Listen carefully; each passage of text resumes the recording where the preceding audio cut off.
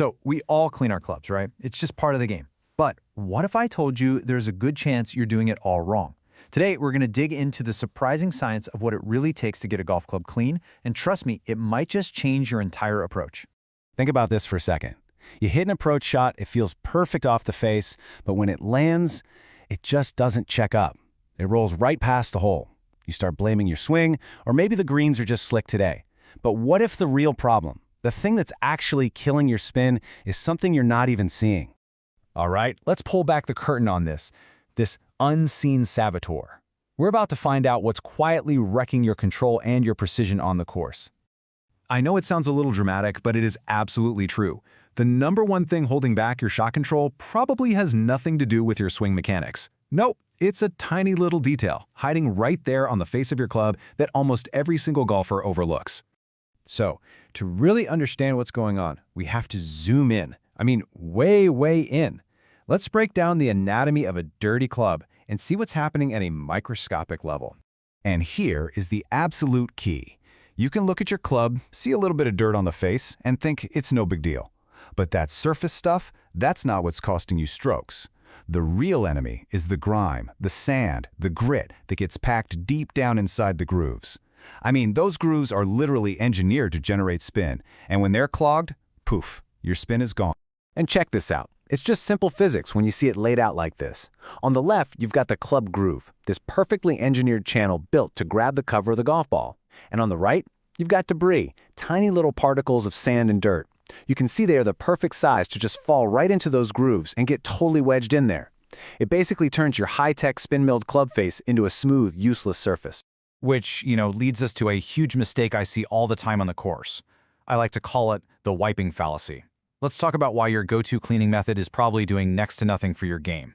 Come on, we've all done this a million times. You take a shot, you grab whatever towel is on your bag, and you give the club face a quick wipe. That's step one. But here's the problem, which you can see right here in step two. That towel just glides right over the top of the grooves. All that gunk packed deep down inside, it's still there. It hasn't moved an inch, and it's ready to ruin your next shot.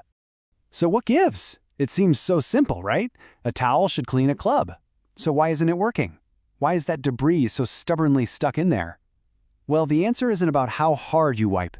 It's all about what you're wiping with. And that, my friends, brings us to the hero of our story. It's not about just using any old towel. It's about using the right kind of towel. And this is where the science of microfiber comes into play. Okay, before we go any further, we have to get familiar with one little acronym, GSM. It stands for grams per square meter. Don't worry, it's not complicated. It's just a way to measure how dense a fabric is. For microfiber towels, a higher GSM basically means it's thicker and can soak up more water. And as we're about to see, this number, well, it's everything. So that leads to a pretty logical question, doesn't it? If a higher GSM means a thicker, more absorbent towel, then a heavier, denser towel must automatically clean better, right?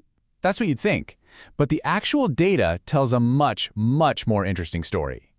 And that brings us to the real heart of this whole thing, what we're calling the performance peak. This is where we find that perfect sweet spot, where science tells us exactly what tool we need for the job. Okay, so what you're looking at here is a conceptual performance curve. Think of it like this. Along the bottom, you have the towel's weight, its GSM, and on the side going up is how well it actually cleans. Now just watch what happens as we move along the curve, from a lighter towel to a heavier one. And boom, there it is, the Goldilocks zone.